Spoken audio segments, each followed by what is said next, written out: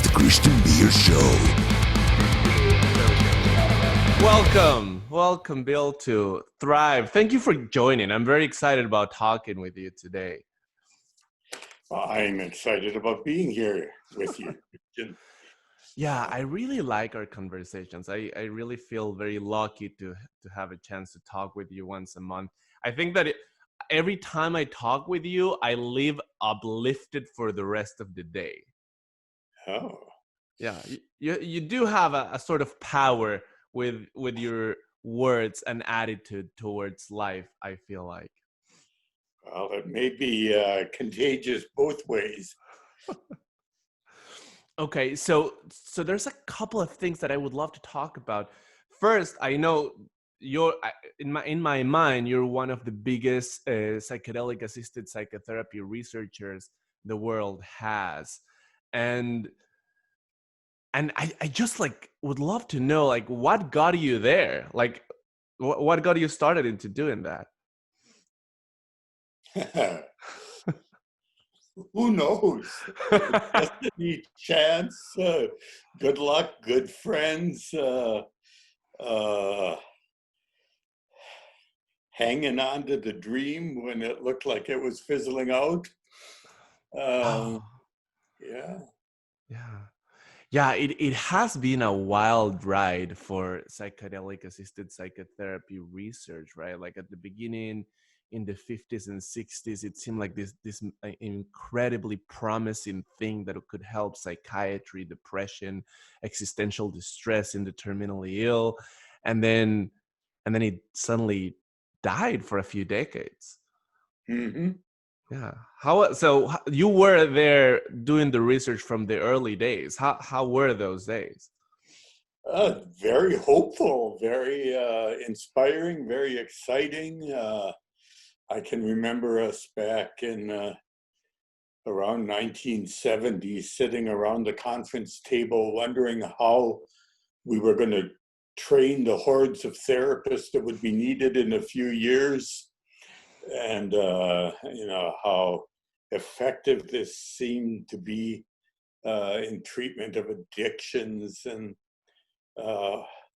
work with terminal cancer patients, helping them live more fully, and just facilitating creativity and high functioning and normal healthy people, whatever they are. And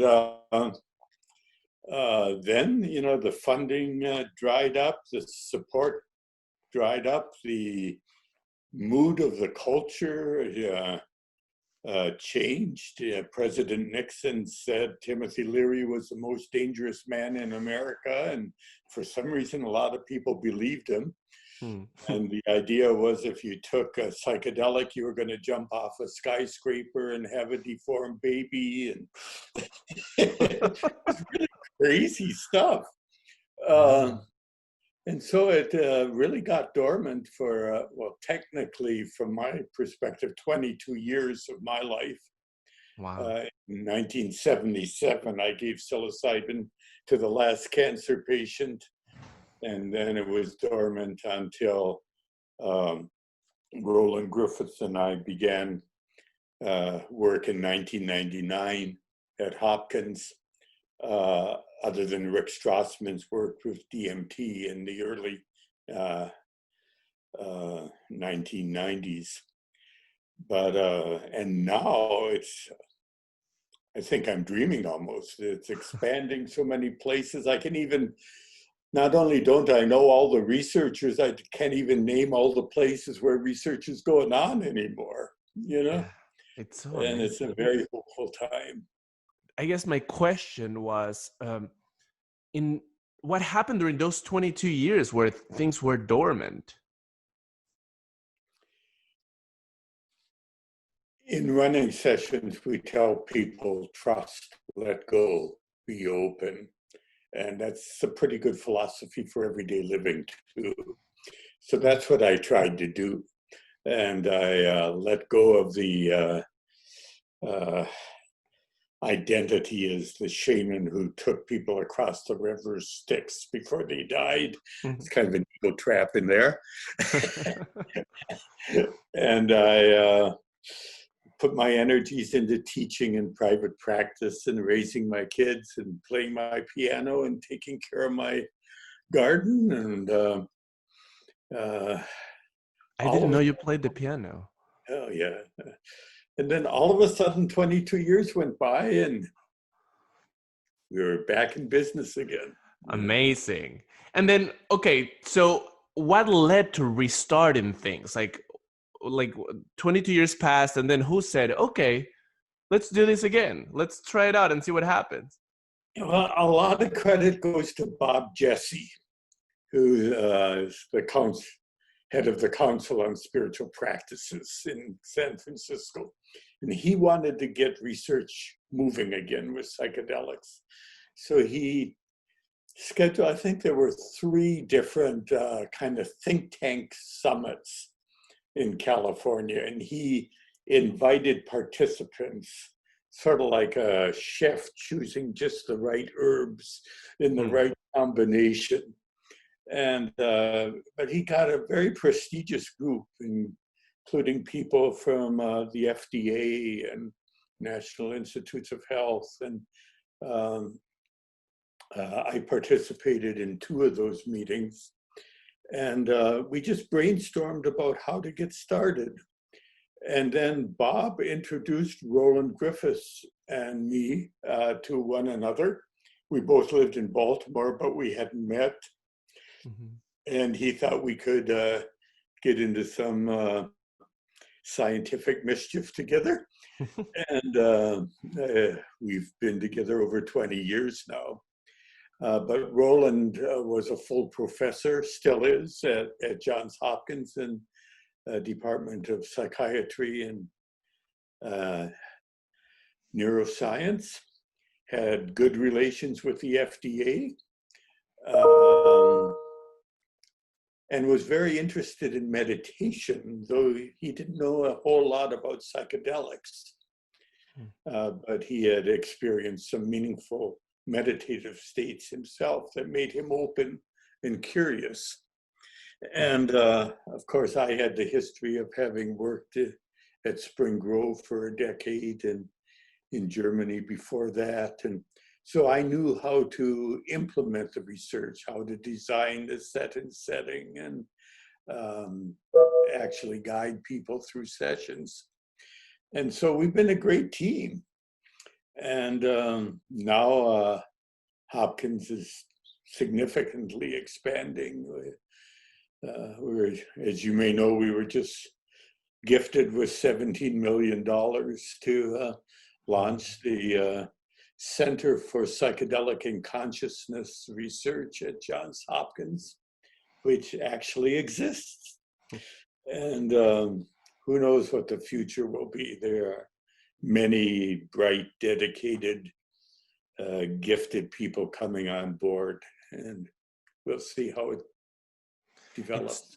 it's so exciting, and there's so many areas in which psychedelic assisted psychotherapy is expanding, or psychedelic related research, right? Like we have major depressive disorder, addictions, um, existential distress in the terminally ill, even cluster headaches. I saw a study for recently.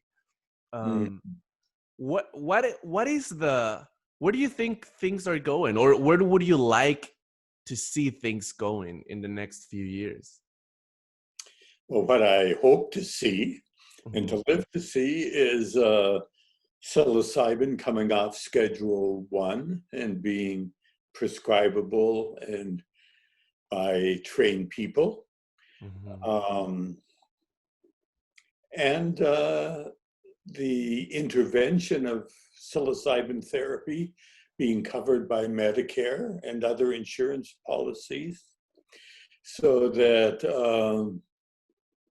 as I'm fond of saying, people who don't own a tie-dye t-shirt and can't spell psychedelic uh, uh, and will never grow their own shrooms can have access to this intervention in a reasonable, cost-effective way.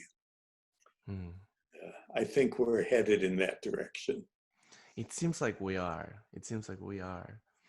Um, I know that. in my experience. I'm originally from Ecuador, and in Ecuador, psychedelics, when guided by a shaman, they are actual legal activity protected by law in for the protection of the indigenous traditions of South America. And so over there I was exposed to ayahuasca, and I found it to be like so promising, or so healing, and that's why I decided to get involved in this kind of research.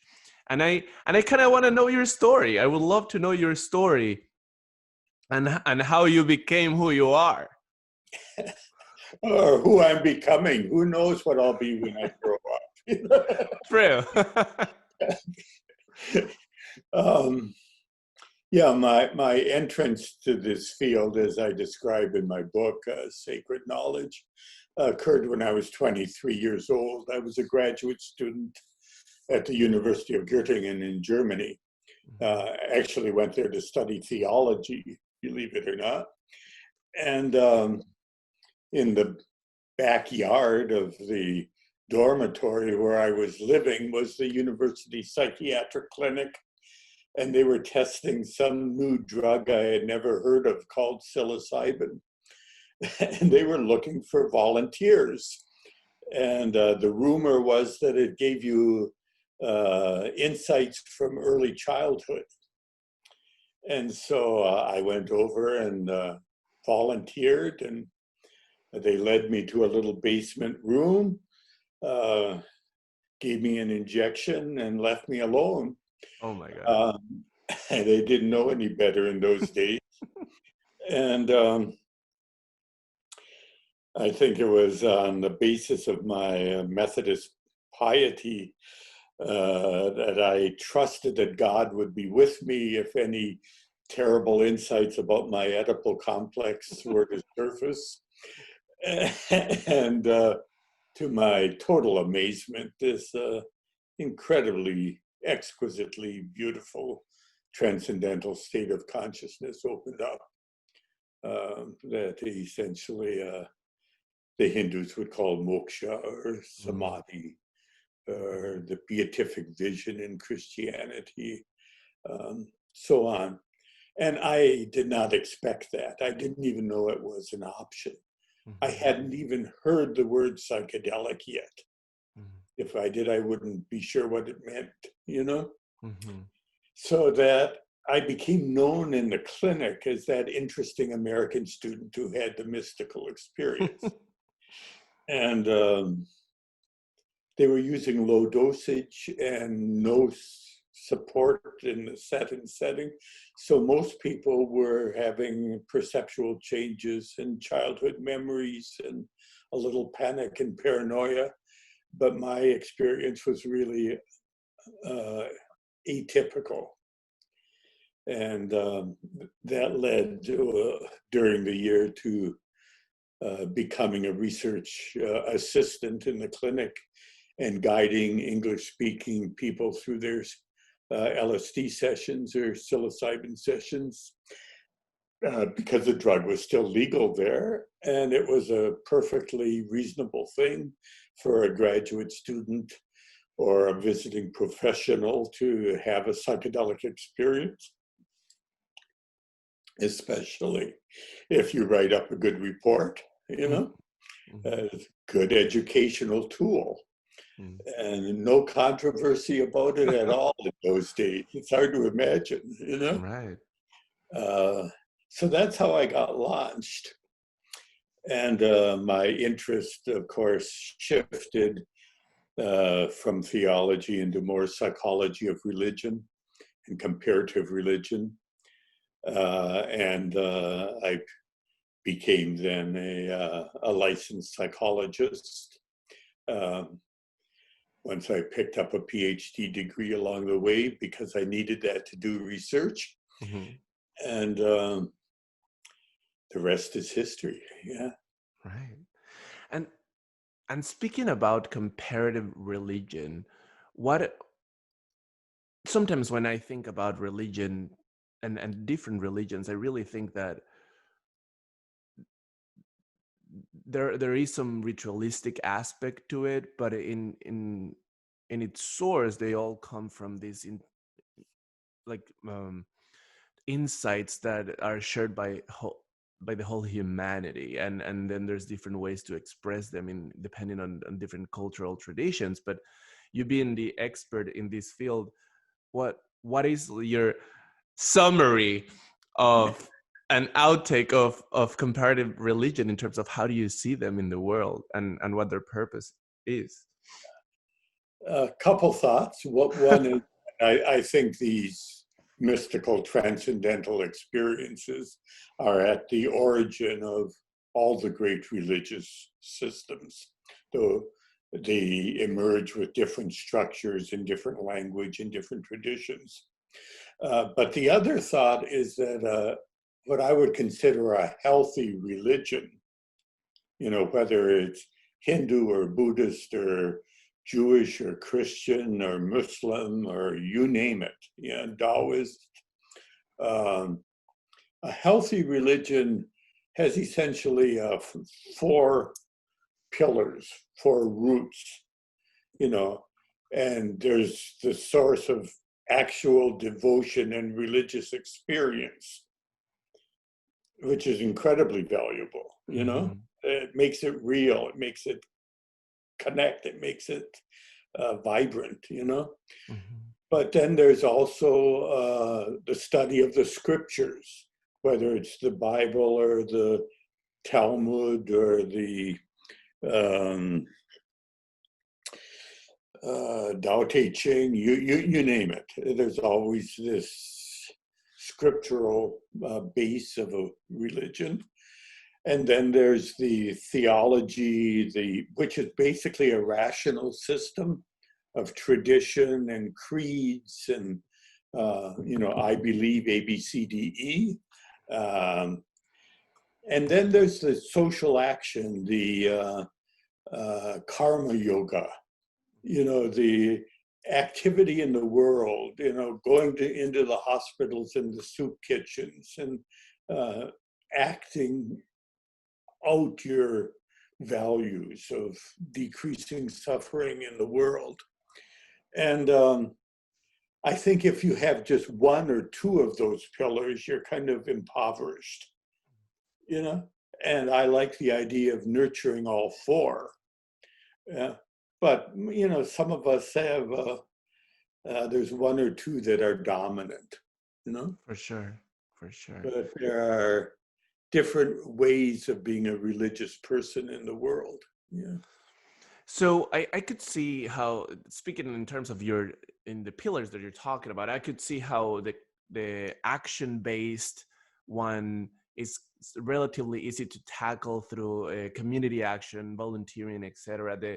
The structural part, the logical one, by just like following the creeds, etc. Now, the other two, I feel like a little bit harder. Like, how do you promote a devotional experience? Like, I think that's a consequence of a way of living to one extent. I don't know. Like, what are your thoughts about that? Yeah, well, there are many forms of religious experience. Mm-hmm. Some happen spontaneously to people. Some happen in the depths of prayer or meditation, or sensory isolation, or sensory overload, or the runner's high, or natural childbirth, or creative performance, all that Abraham Maslow called peak experiences, Mm-hmm. And then there are psychedelics. Mm-hmm. And the value of psychedelics, if they're used wisely, is just that they're so incredibly potent and reliable.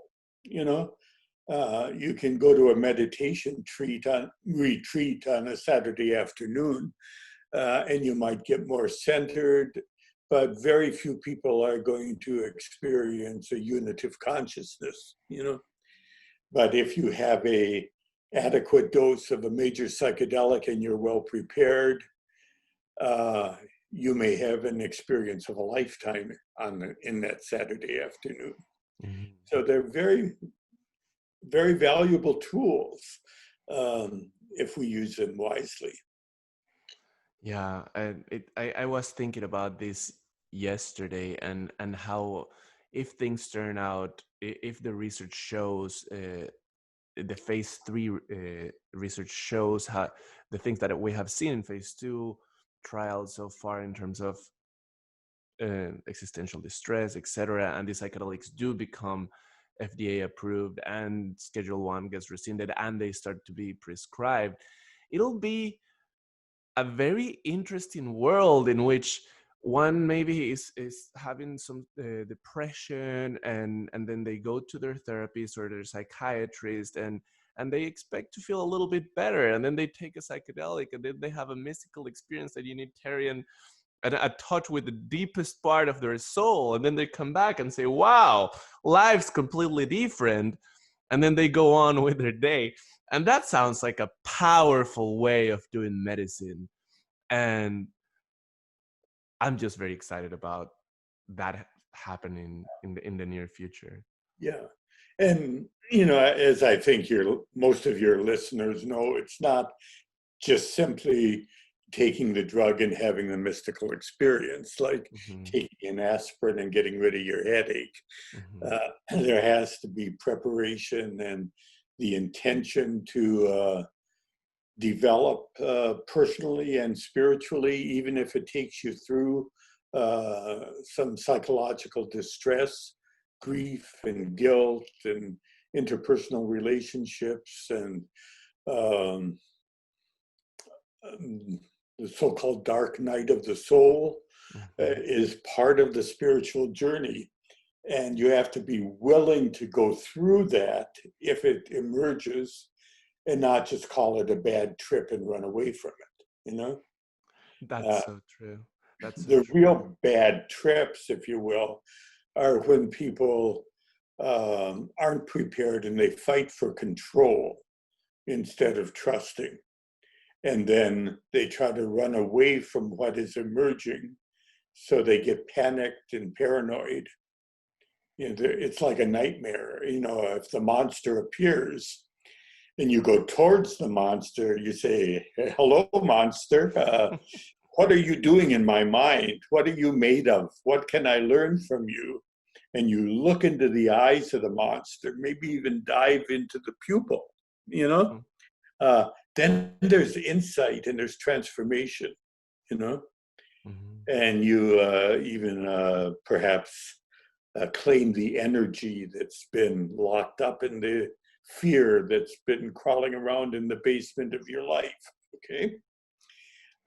But if you run from it, uh, you simply panic and have what we call a nightmare, you know? What are you running from? Well, you're running from something within you that's trying to teach you something, you know? Mm-hmm. Yeah. And that makes me think of day-to-day life, and the different things that we uh think of right before we go to sleep, like those little things that, oh, I really want to do this, or I really should stop doing this, and when the time comes, there's a mild fear that we can maybe like cover with procrastination or focusing on something else, and it really is a representation of like that psychedelic trip, that facing that fear in the daily life is facing that little fear of that person that you want to become. What do you need to do in order to become that, and just like getting yourself out of what you know to learn that thing that it's not integrated yet.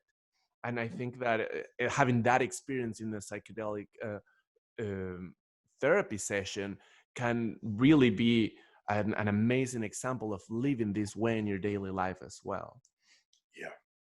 And one thing we learn from psychedelic research, it's just completely obvious at this point, is that we are more than our egos, our everyday personalities that go with our given names, that there are resources, memories, images, realities within our minds that seem to have nothing to do with our enculturation, our what we've learned from birth to the present.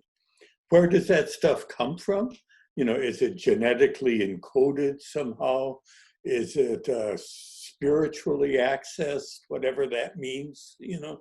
But we know that people do frequently experience absolutely amazingly inspiring and beautiful things that are often from religious traditions different from the one they grew up in. So it's, you know, talk about a laboratory of research in comparative religion or philosophy or even quantum physics, you name it. This is it.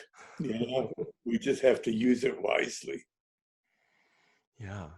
And it, I feel like one of the things that psychedelic research brings to the world is it really does show us how much we don't know about the mind, about mental health, and it really brings a lot of humility and excitement for what will be discovered in the future. I feel like sometimes the field of mental health specifically lags behind other major sciences, and and I really like what Stanislav Grof says, that psychedelics could be an analog of what the microscope is for microbiology in terms of mental health. Or the telescope in astronomy. Yeah, same Yeah, thing. yeah, Yeah, we have an incredibly valuable tool. Why are we afraid to use it? Why have we, you know, the psychedelics have been around at least 5,000 years. And they emerge in cultures and then they get suppressed. And then they, I'm tempted to say, like mushrooms, you know, they mushroom up. There they are again. And then they get forbidden. And, you know, it's really kind of ridiculous that in the United States right now, you can be arrested if the wrong species of mushrooms happens to grow in your yard. You know, I don't know if anyone would enforce that, but isn't that weird? How did we ever get there? You know? it's so weird. Yeah. It's so unusual that one would criminalize nature. Like, Mhm. yeah, Yeah. it is. And Or and even the psilocybin we use in research, you know, has to be kept in a locked safe. The safe has to be bolted to the ground if it weighs less than 750 pounds. oh my god. You know, this isn't a radioactive isotope. You know, it's a simple molecule that Indians have been using in their ceremonies for thousands of years. What's the big deal? What's the fear? You know? Yeah, and that's a good question though, because it's not like it just happened in the 60s, as you said. It happens in cycles. It goes, it becomes known, and then it gets uh, made illegal or made forbidden. I mean, it did happen once when the Spanish colonized South America. It happened again in the 60s, and I think it happened sometime in Europe. And my history around that specific time period, it's somewhat unclear. But there is it is a valid question to ask, like what it is that we fear. And I think that maybe one answer could possibly be like there's a fear of knowing ourselves. The more that we know ourselves, the more that we will challenge conventions that are pretty grounded in our society, and I think that may be the fear. That was Alan Watts' theme. He said it's the taboo of knowing who you are. You know, Yeah, yeah, and We're- knowing. So, go ahead. you know, there's a book you may know of it. Just coming out within the next few days, actually, Mhm. by Brian Muraresku, Muraresku, I think. or similar, called the Immortality Key. And it's basically a very scholarly um, argument with drawing on ancient languages and archaeology and all, that the earliest Christian sacrament in the earliest days of Christianity was indeed a psychedelic substance. Mm. It was a sacrament that worked. Yeah. Right. And it's so different from the bread and the grape juice we use in most Christian churches these days, you know? I could see how I know that the beginning of Christianity was a very hard road for the Christians. They would be crucified. You would be killed if you said that you were a Christian, and to really have, of course, I'm sure there is there was an amount of people that just out of pure conviction would hold onto their beliefs. But I would find it more easy to believe that through this sacrament being a psychedelic, and through this psychedelic experience having a mystical touch with whatever lies beyond, bringing this conviction to the people that push this forward. That sounds like a potentially convincing argument to me, and I'm very excited about that book. You have told me about it. I'm waiting for it to come out. Yeah. I dream of the day when there are psychedelic experiences offered to theological students with academic credit, kind of a weekend workshop. You know, why, that there's knowledge to be had in these alternative states of consciousness. Uh, I mean, why shouldn't someone, religious professional or anyone for that matter, be able to experience the beauty and wisdom that's in the source of many of our world religions? You know, it's there within each of us, or so it appears. Yeah. Yeah. Do you think in the future, or even as research now is continuing to develop, do you see synergistic ways of achieving self-knowledge beyond just the use of psychedelics? Like, do you see a way in which it would be integrated itself well with meditation or yoga practices, or any other type of activities? Absolutely, yes. Both to facilitate these experiences and to integrate them, to kind of digest them and apply the insights in everyday living. Uh, Both and, not either or, you know? Hmm. And now, especially in some of these new meditation apps that people have on their iPhones, are really very well crafted. Yoga has become quite accepted, even in conservative religious communities, you know.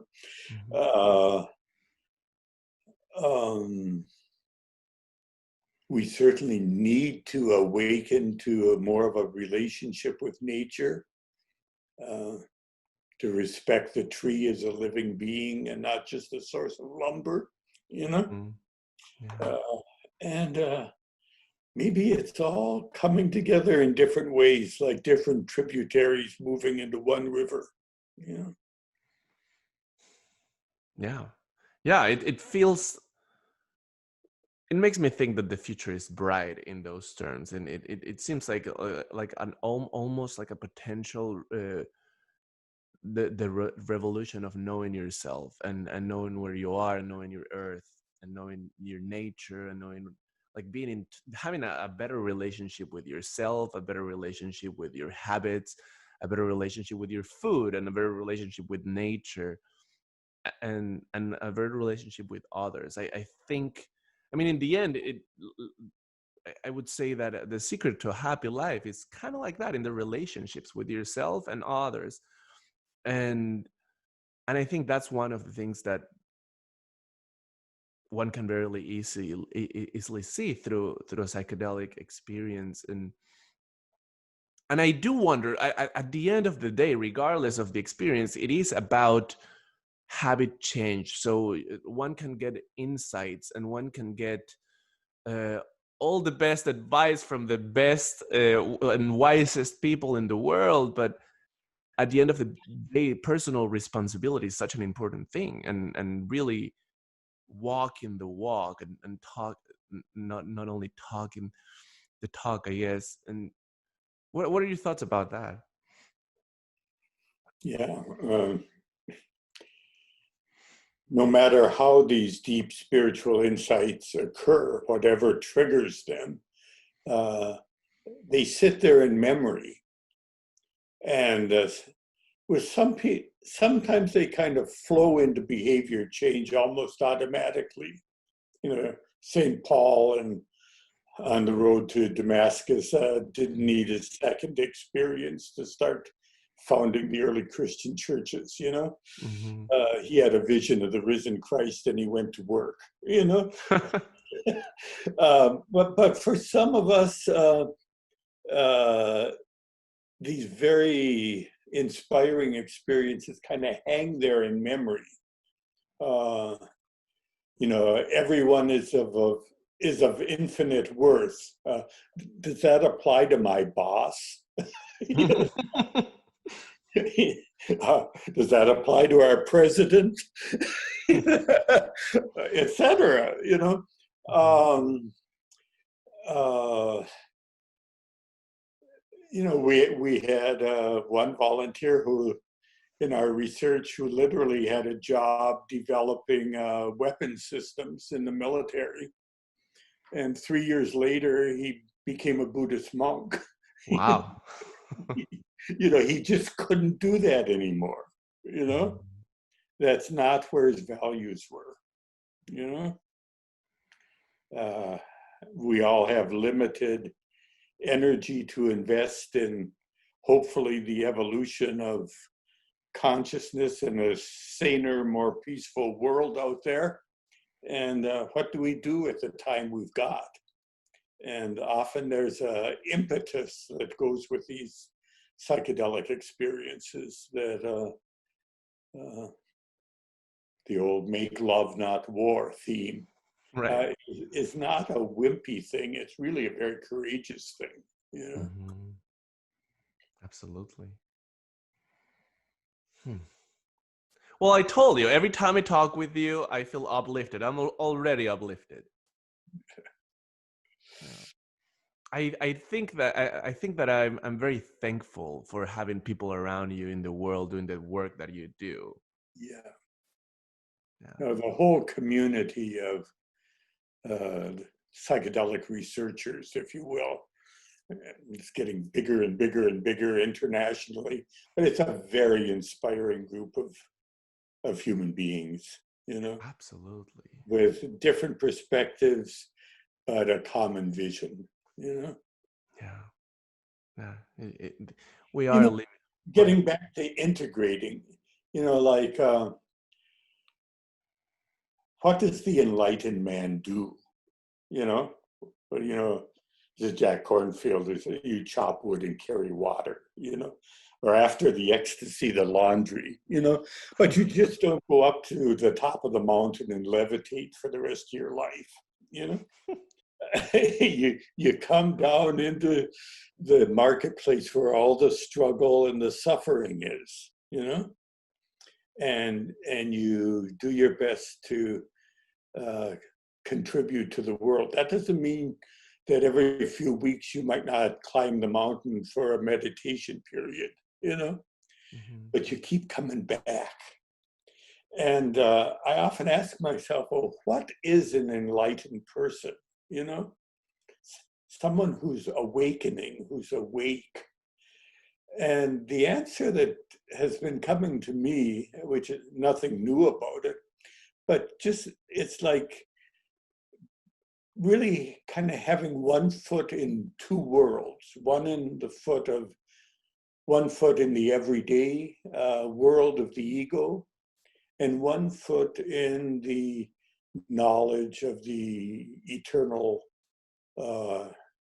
source of wisdom and inspiration, or whatever you want to call that, and to, in awareness, to kind of move back and forth and to integrate those with one another.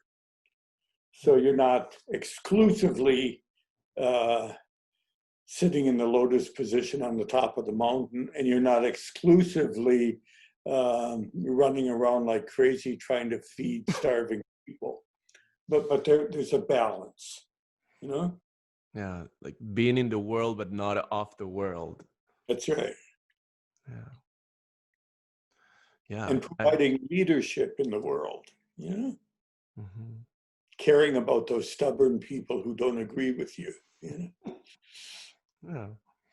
Yeah, and compassion and being there for them. I think that in the end, um, regardless of the point of view, we live in very polarizing times. And by the end of the day, I really do think that regardless of the point of view that anybody has, everybody wants to take care of their family. Everybody wants to like hug their children when they're home, hug their wife, uh, make a nice meal, have a good time with your friends and neighbors, and as long as we can relate in these small little things, the bigger picture becomes, or the bigger abstract ideas of what's right and what's wrong become less of an insurmountable ideological battle and more of a like, okay, what can we do to make things work for all of us?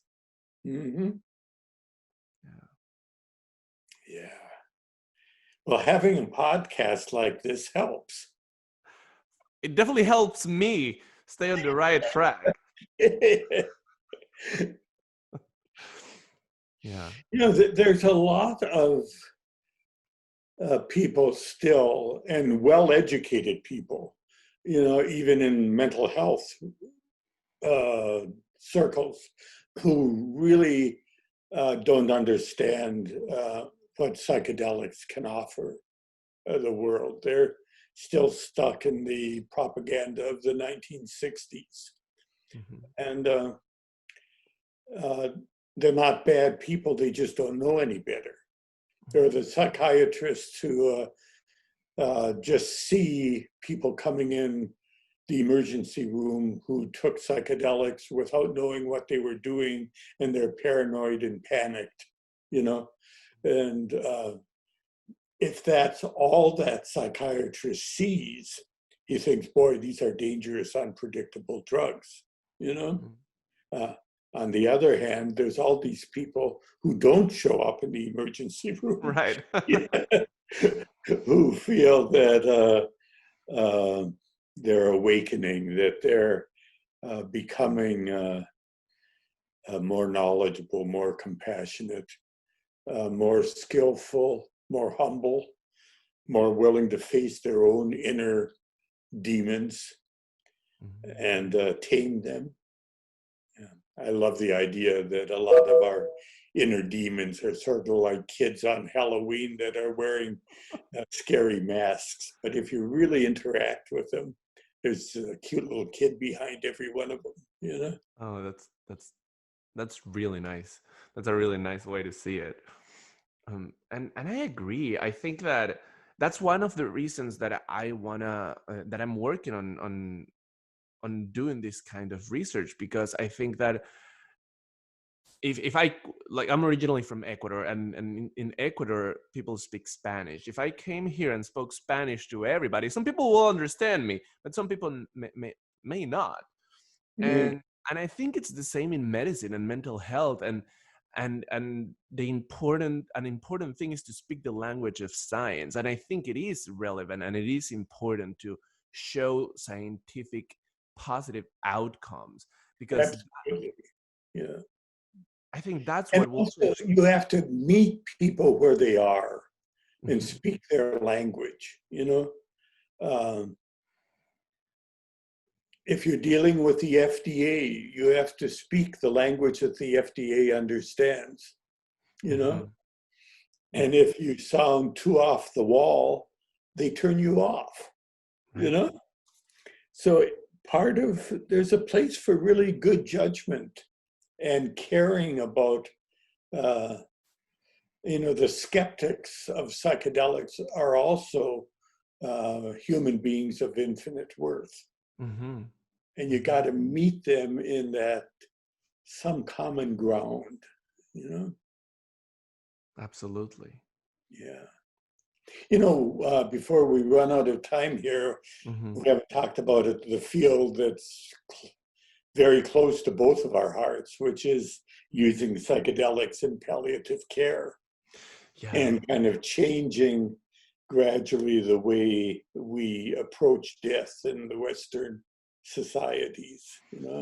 Absolutely. We're so afraid of death, and it's sometimes it's sometimes sad to see people experience their last moments of their life in like horrible fear and suffering, and a lot of that is like inevitable. Like the nature of the decay of the human body will inevitably bring pain and suffering. And yet I do think that bringing psychedelic assisted psychotherapy to the terminally ill will, I mean, and this is ideally research that will continue to occur. I do think it will create a sense of acceptance towards death, maybe even reducing a little bit of pain. There's research that shows a reduction of general pain with psychedelics, and and it may become a more like a beautiful transitional experience for the person undergoing this and the families. Uh, it may be something that will bring people closer together, and and I don't know. What are your thoughts about that? Yeah, well, we have evidence of that. As you know, I've worked with LSD and DPT and psilocybin with terminal cancer patients over the years, and especially those who encounter these very beautiful transcendental forms of consciousness. Uh, Besides manifesting less anxiety and depression and isolation from other people and preoccupation with pain, they also report loss of a fear of death, and that they approach death instead of with anxiety, more with like a sense of curiosity. Uh, Mm-hmm. I remember my own father when he was dying said, "Bill, I've never died before. I hope I do it right." um, he did just fine. Uh, but what's interesting to me is that the people who lose their fear of death are not interested in speeding up the arrival of death. They typically do not become suicidal. At least I haven't met any who have. Mm-hmm. Rather, the present moment opens up and they want to fill it with people and friendship and good food and music. And why not? Why not live until you die? Mm-hmm. Why not have some music and close friends and maybe even a laugh or two on the last day of your life? You know, Mm-hmm. you know, and it happens. And finally, it's sort of, well, time to go, guys. Been great hanging out with you. I'm off to new adventures. But there's not this terror or fear or feeling of failure or resenting. How could um, whoever created this universe sure messed up? Kind of feeling. um, so, Yeah. we're on the verge of starting to integrate psilocybin therapy into palliative care centers in oncology centers. Mm-hmm. And Yeah. it's just the beginning.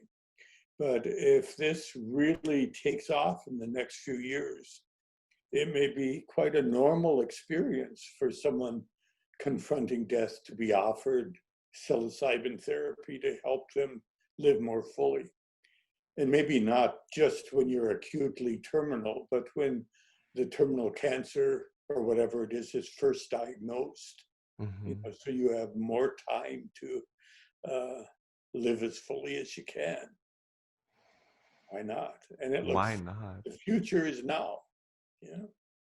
Yeah, it is. And it'll be a beautiful thing when it starts happening.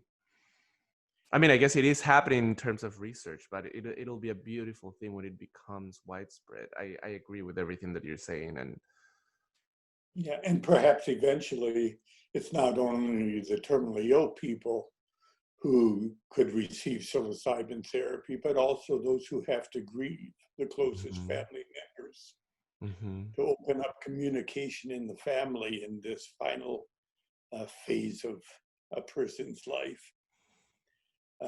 So much of psychological distress originates in unresolved grief, old resentments and incomplete grief work and all that.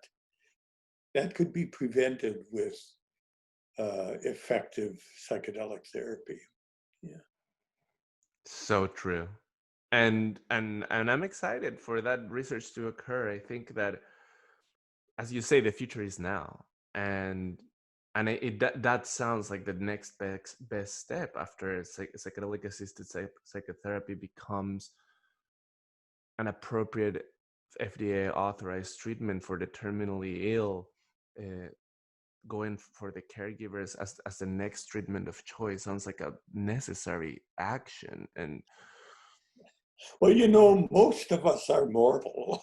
yeah, if there's one thing we can agree all of us, that we're all gonna die. That's right. Everyone who's ever been born has died. So there's a pretty good chance that we might too. Yeah, yeah, yeah. So we don't have to wait until we're diagnosed with terminal cancer to begin to confront that. So true. And it's kind of funny that but this is where we need to begin, right? Because this is where so much suffering uh, exists, and where so much suffering people can agree that, okay, we should do something about this. And then we can maybe generalize it. And then we can just generalize it to the point where we realize what you just said. We're all gonna die. And so maybe we need to start confronting death a little bit earlier. Yeah. And the goal is to live fully Yes. until we die. Yeah. Yes. And you are a great example of living fully. I don't think, like, I have never not seen you laughing and not having a great time. I do like it here. Yeah. I just requested 10 more years. I hope I get it. Bill, thank you so much for talking with me today. This Well, has been beautiful. when people of my generation finally graduate from this world, you're going to be carrying the ball. Enjoy it. Thank you. I'll carry it the best way I can. Namaste. Namaste. Thanks.